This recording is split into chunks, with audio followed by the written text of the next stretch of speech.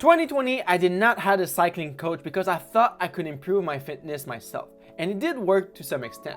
But now, I think it's finally time for me to bring my fitness to the next level. What's up guys, my name is Charles and welcome back to my cycling YouTube channel. If you're new here, don't forget to hit the subscribe button for more cycling content. As I mentioned, I thought I didn't need a cycling coach last season. I gave myself the challenge to simply do lots of really long rides, ride my bike a lot, and incorporate some high intensity intervals from time to time. Simply have a lot of fun on the bike all the time. And it did work for me. I increased my FTP from 270 watts at the start of the year to 310 a few weeks ago.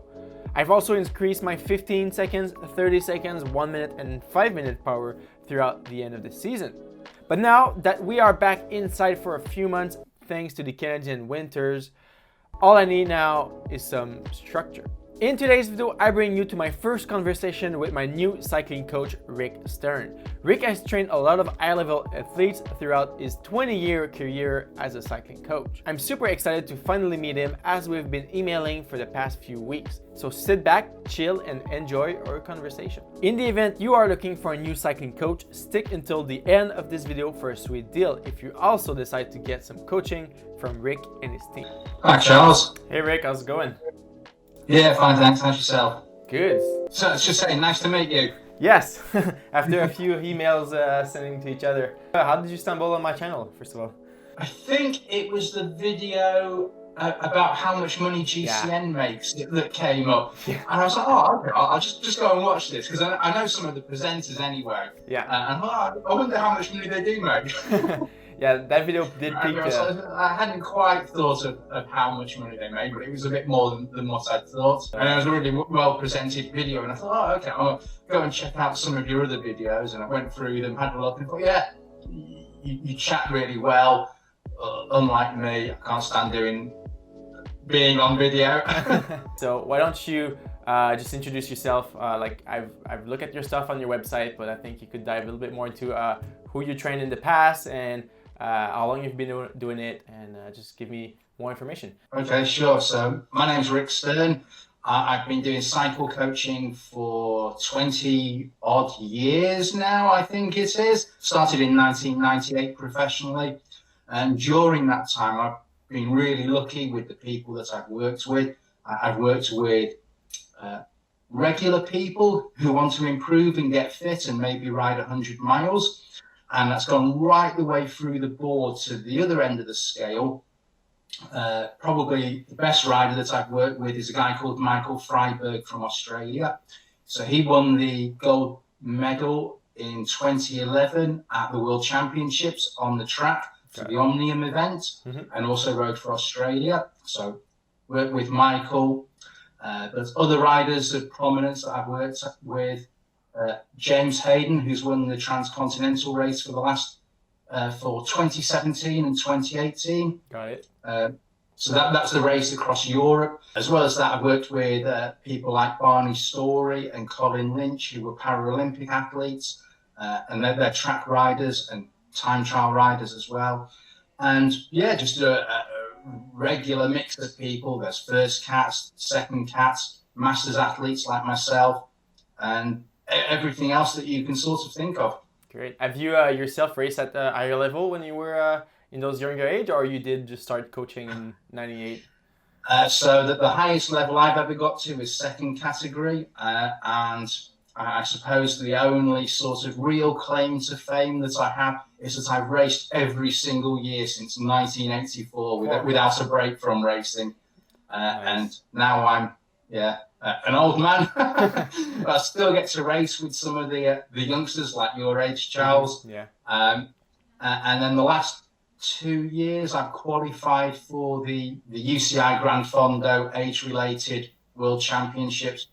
Come nowhere in the event, but it's been good fun trying to qualify and racing against my peers. Good fun. Can't think how many thousands of miles or kilometers I must have ridden in this time, but I'm still going, still love it. Oh, and the other thing that I'm doing, little bit of a crazy thing, I've set myself a goal of riding my bike every day for 3 years. So I'm I think it's December the 27th, is 3 years I've ridden every single day without a day off. And so some of the days are very easy, but yeah, I think maybe my longest ride's about 10 hours or something in that period. But yeah, it's good fun.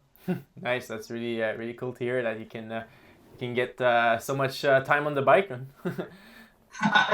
You've got to make time for it. I love it.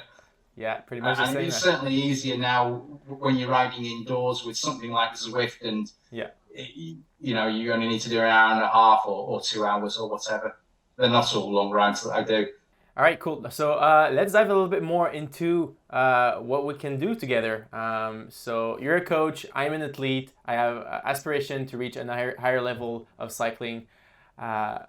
How are we going to achieve that together, and what will be like a general plan? Brief me through everything that we should know. So I've obviously started to download your data. I've had a very quick look at it. I've only had access to it for a couple of days. And it's really interesting to see your data. You can see that you've got some, if you don't mind me telling everyone, you've got some good power at the top end. So everywhere from sort of 5 seconds through to a couple of minutes is really, really good. Sort of really strong power there. That's not to say that your power at, say, 20 minutes or an hour is bad or anything. It's just that at that shorter end, it's really good. Yeah, I think it's because of my my background in explosive sports, from downhill skateboard into short track speed skating.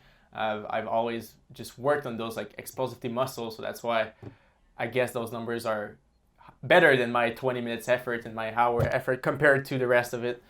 Yeah, and as a comparison, it's sort of really, really good. It's not to say that the other stuff is bad. You've got an estimated VO2 max of 69 mils, which is really quite high.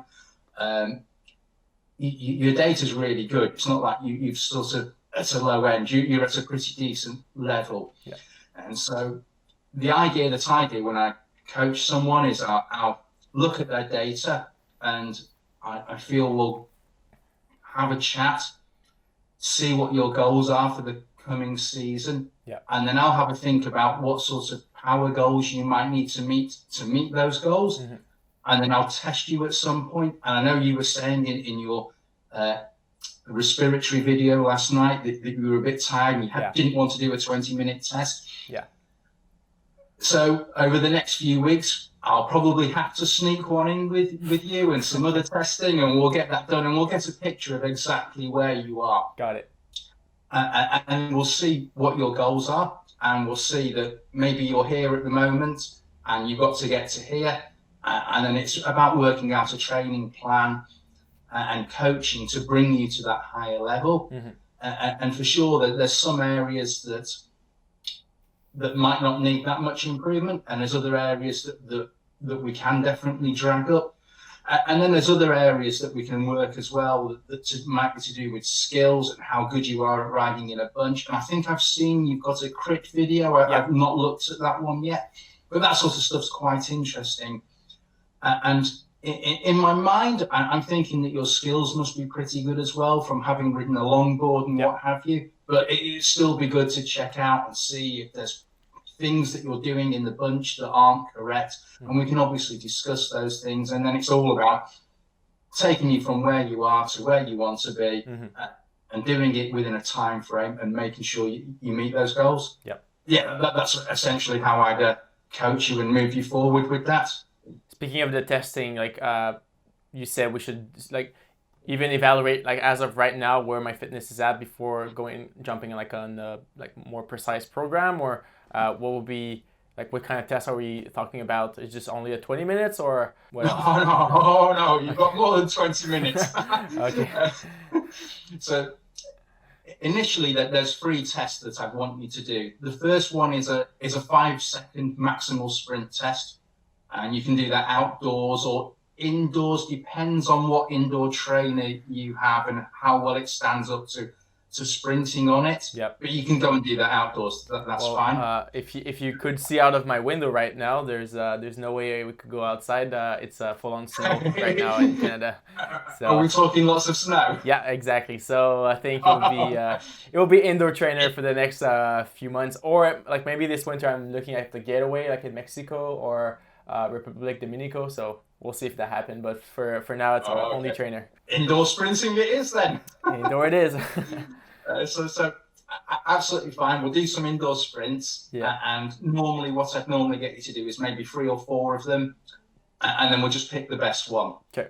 And then on the same day as that, a 20-minute all-out time trial effort just to get an assessment of where you are post your Everesting, seeing if anything's dropped off and how motivated you are at the moment. Yeah. And then there's a new test that you've probably not done before, but you might have heard of, and that's what I call a MAP test. Okay. And it's a ramp test where you start off, it's very, very easy, maybe about 100 watts for you, so really, really easy. Yeah. And then every few seconds, it gets harder and harder and harder until you can't keep up and you just explode. Okay.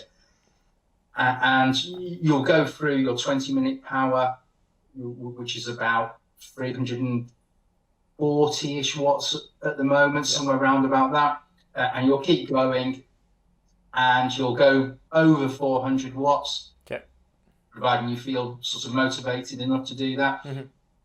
And then at some point between 400 and 500 watts, you'll blow a horrible gasket and want to die. Yeah. Want to give me a whole ton of abuse, and then you'll stop. And what we do is we look at the best 60 seconds of that test towards the end. Okay. It's not like you can go out at the beginning and just ramp out and smash out a 60-second effort. It's a 60-second at the end of the ramp. Okay. And then from that, I can take your 20-minute data and your MAP test, and essentially it's almost like a measure of your VO2 max, but without having to do the gas analysis.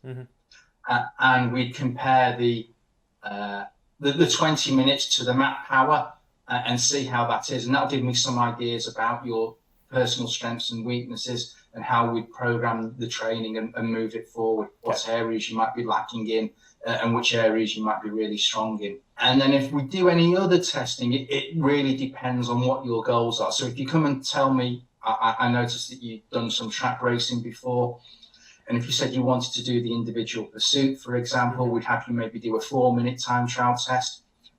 And if you said I want to have a go at the kilo, then we'd have you do a 60-second test. And it really depends on exactly what your goals are. So when I pinned you down on that, we'll put in extra testing as and whenever we need it. Usually track cycling is what we do in the winter. We unfortunately, as of right now, the only indoor track we have is like 6 hours away. Okay. So last year we were going like every single month for like the provincial races, but we don't know if they're gonna happen this year. But in a year or two, we should have our own velodrome about an hour out of Montreal. So I will probably get into like kilo and team time trial on the track, but since we go to Toronto for only like the Omnium race, that's not happening for the next maybe 2 years. Eventually, that would be like, I love the track so much. I think I love it even more than crit racing and road racing, just because of like the feeling of speed, the feeling of racing on the velodrome is just so much fun.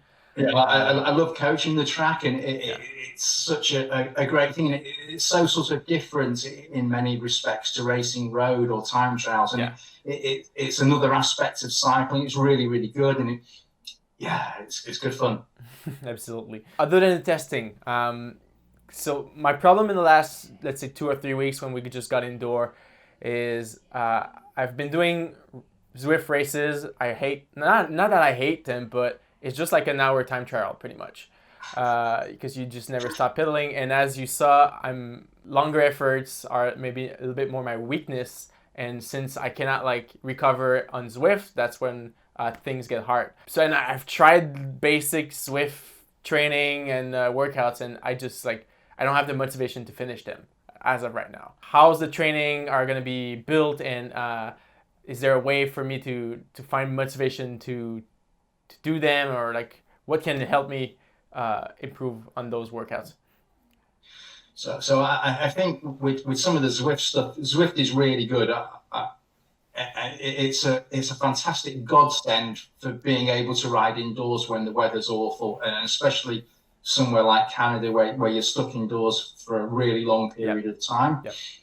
The idea of the racing on Zwift isn't quite the same as racing in real life, as you've obviously suggested. It's completely different. It's just like doing a time trial, but with other people around you.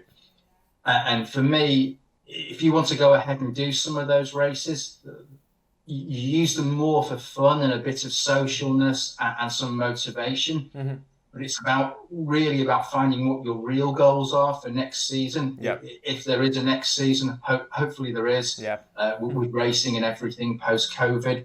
The idea of some of the races is you keep them short and you maybe do some training within the races as well. So I might say, go and do a race that's maybe an hour long.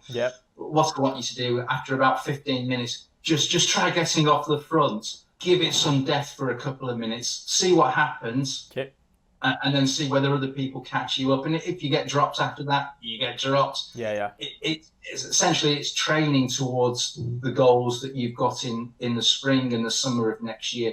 And it's not to get too worked up and too upset if these races don't work for you. They don't work for me. I prefer real racing. There's a different skill set and a different bit of physiology that you need. So it's not hugely important, but that just really be used for the majority of people as a way of doing some effort and keeping a little bit of motivation going over the winter, rather than just sitting on the couch for the next 4 months and getting fat.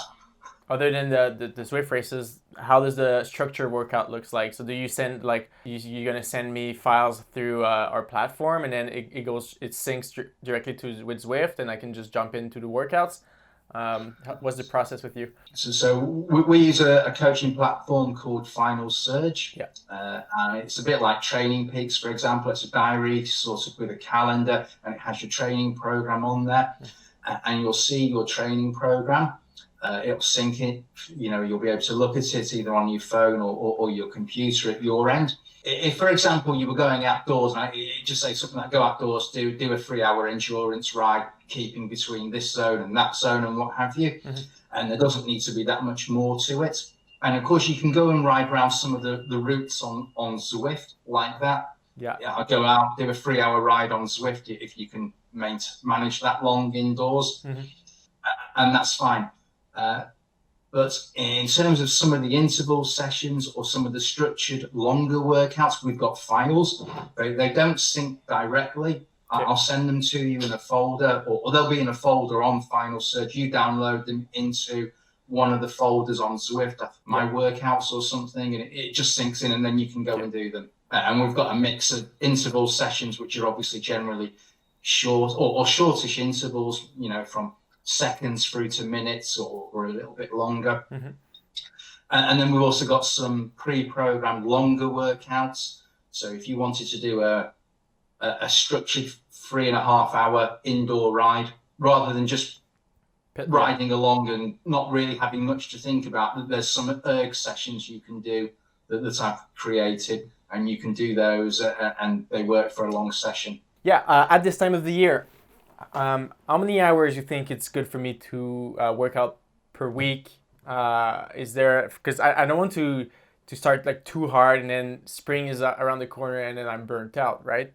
I want to be at top level for spring, let's say. Is there any tactics, or how do you manage that from a coaching side? So for me, what I want to do is, and it ties in a little bit with the testing as well, is we want you to be fresh and feeling good post, because obviously that Everesting would have been really quite stressful, fatiguing, tiring, and mentally challenging and completely knackering as well. And so what you want is some sort of recovery type period where things are fairly loose and we're not pushing you too hard. And it would be something like, I'd say to you, how many hours do you want to do for the next few weeks, maybe for the next month? And maybe if you came back and said something like 3 hours a week, I might laugh. And I have to say we might have to do a few more than that. But as long as you're sort of hitting, say, maybe a minimum of say 7 hours a week for the next few weeks, then we can start building up. Some of it will depend, because you're stuck indoors on Zwift, how many hours you can take either in a single session or over an entire week. Yep. So I've got some athletes that I coach, and I think they'd probably come around my house and shoot me if I asked them to do more than an hour and a half on Zwift. They just wouldn't be able to mentally cope with it. Yep. And then there's other people. I think my longest ride on Zwift is 4 hours. And so most people are somewhere between those two extremes. Yep. And so it depends. And then you've got the idea, if you need more volume, but you can't cope with more than 2 hours at a time, you could maybe do a double session in a day where you do 2 hours in the morning and then 2 hours in the evening. Got it. And it's a little bit easier. It's less mentally challenging. But it's all about working with you, seeing what you can do, and taking your physiology and psychology and going from there to meet your goals. And if you tell me you can only do an hour a day on Zwift because that's all you can mentally cope with, then we'll work with that. It just has to be a lot harder than if you can do 2.5 or 3 hours a day on Zwift. It really depends where you are. I think for now, like that 7 hours seems like a good number. I think I wouldn't have any problems to do that. I've done all year like 10 to 15 hour ride outside though per week. The other thing is that when you start doing lots of Zwift races or lots of intensity, it can be for a lot of people really challenging mentally to do lots of volume to go with it. And sometimes you have to dial back the intensity to do more volume, and sometimes you have to do more intensity and less volume. It really depends what you need at the moment. Yep. And so my feeling is that if we get to test you over the next couple of weeks, we can then really work out a good plan and make things really work for you. And not really give you anything that you don't want to do, because there's no point in me saying you need to do 20 hours a week on Zwift or whatever, because that might just not be that appealing to you. Yep. No, definitely not at all.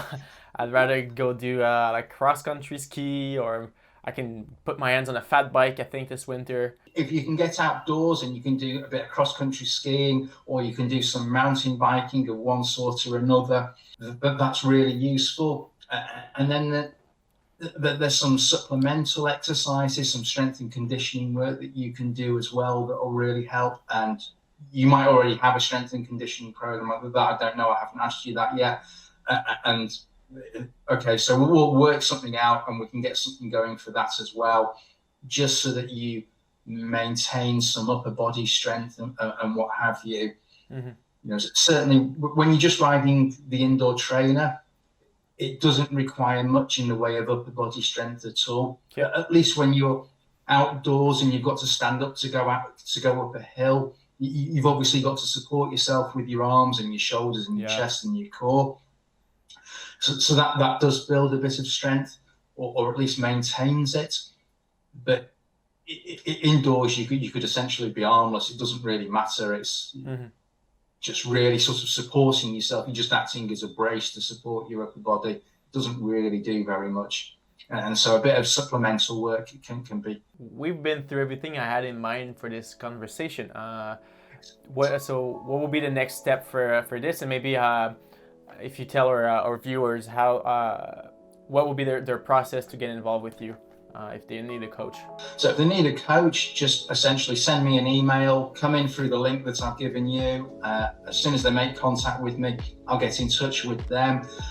We can have a chat to see what their needs are. And essentially they've got a questionnaire that they'll need to fill out, which you've obviously filled out. Go through that with each person, and we can go from there and then help them get fitter, see what their goals are, build their fitness as well. And it doesn't really matter where people are located in the world, as long as they speak a little bit of English, we're okay to move forward. But just get in touch and I can help them out, and we can move forward, whatever the level, whether it's a metric century or an imperial century, or whether they want to become professional or they already are professional and they want to improve. I've worked with sort of everyone in that range. Amazing, great. So I'll make sure to let the people know about your website and about your services. Excellent, cheers, thank you. Yes, all right. So all right, this is Ric. Thank you so much for taking the time to speak with me, and I'm really looking forward to the next few months and to have a good time on the bike this winter for sure. Excellent. We'll have you smashing it soon, Charles. Don't worry. Perfect. Can't Been wait. lovely to talk to you. All right. Have a good day, Ric. Cheers. Thanks very much, then. All right, this is it for the conversation between Ric and I. I hope you enjoyed and you did learn a few things about cycling coach in general. If you are interested to have the same coach as me for this winter or next season, check out the link in the description to his website. And as always, I got you guys hooked up with a discount. You can use my promo code CharlesWim10 for 10% off at checkout. All right, this is it for today's video. If you enjoyed, please don't forget to leave a thumbs up. It's always really appreciated. Subscribe if you aren't already. I have a lot more cycling content coming in the next few weeks that you don't want to miss out. My name is Charles, and I'll see you guys on the road or into the next video. Peace.